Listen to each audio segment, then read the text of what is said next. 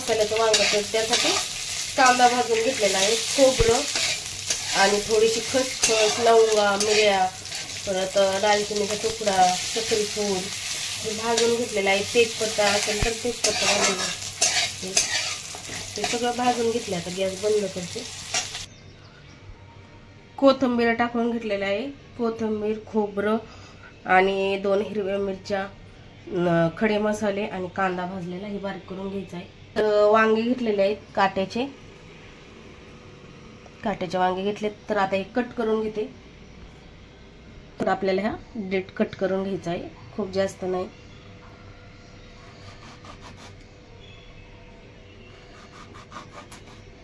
आणि वांग किडका आहे का पाहायचे, तर किडकं नाही आहे वांग.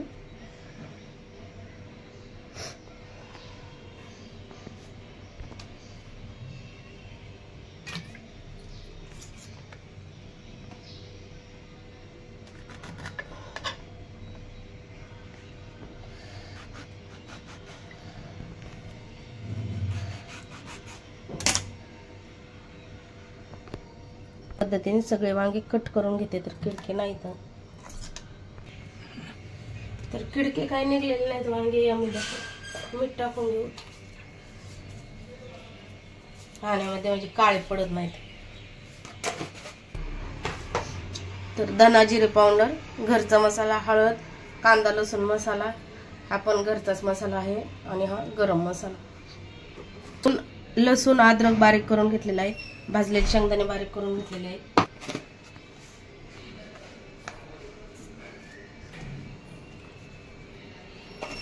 कांदा ते भाजून घेतलेलं आहे, वाटण करून घेतलेलं आहे. कांदा, खोबरं, थोडंसं अद्रक लसूण हे टाकून घ्यायचं आहे आणि थोडं तेलामध्ये. आणि आता हे सगळं मी मिक्स करते. थोडं मीठ टाकून हे सगळं मिक्स केलेलं आहे.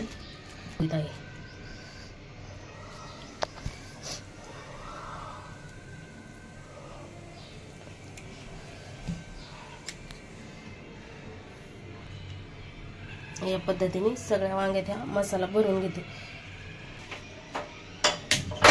तर वांगे सगळे आपले हे भरून झालेले आहेत मसाल्याने. आता तेल टाकून घेत आहे कढईमध्ये. कढईमध्ये आपण कांदा नाही परतल्यामुळे काळा झालेला आहे. तर तेल टाकून घेते. तेलामध्ये मोहरी टाकून घेतली, जिरे. पुरी जिरे नाही टाकलं तरी पण चालते. कढीपत्ता असेल तर कढीपत्ता टाका. लसूण आणि अद्रक हे टाकून घेतलेलं आहे. खोबरं हे कांदा हे सगळं बारीक केलेलं होतं, तर वांग्यामध्ये भरून घेतले. आणि आता वांगे टाकून घेतली.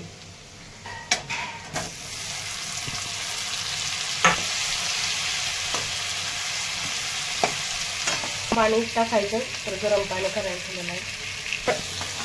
जवस असेल तर थोडं जवस भाजून टाकायचं यामध्ये, आणखीन छान चव येते म्हणजे भाजीला. मग आता माझ्याकडे इकडं नाही, माझ्याकडे जवस नाही.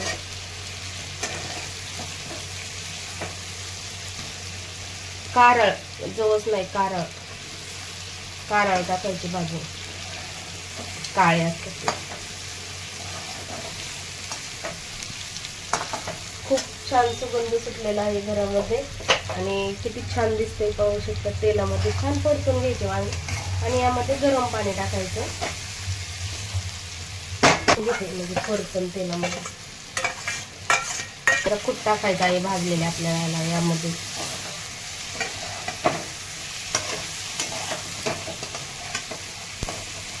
तर आता ते पाणी टाकून घेते.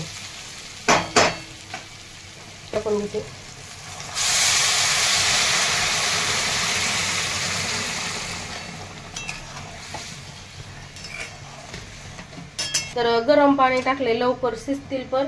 आणि चवीनुसार मीठ हे टाकलेलं आहे. आता काय नाही, शेंगदाण्याचं कूट टाकून घेते यामध्ये आणि कमी गॅस करून होऊन द्यायचा आहे. तयार झालेली आहे. त्यामध्ये आता भरपूर सारी कोथिंबीर टाकून घेत आहे. आणि कांदा बारीक करताना पण कोथिंबीर टाकली होती. वांग्याची भाजी खूप छान आणि सुरेख दिसत आहे आणि खायला खूप चविष्ट अशी होती. या पद्धतीने एकदा करून पहा.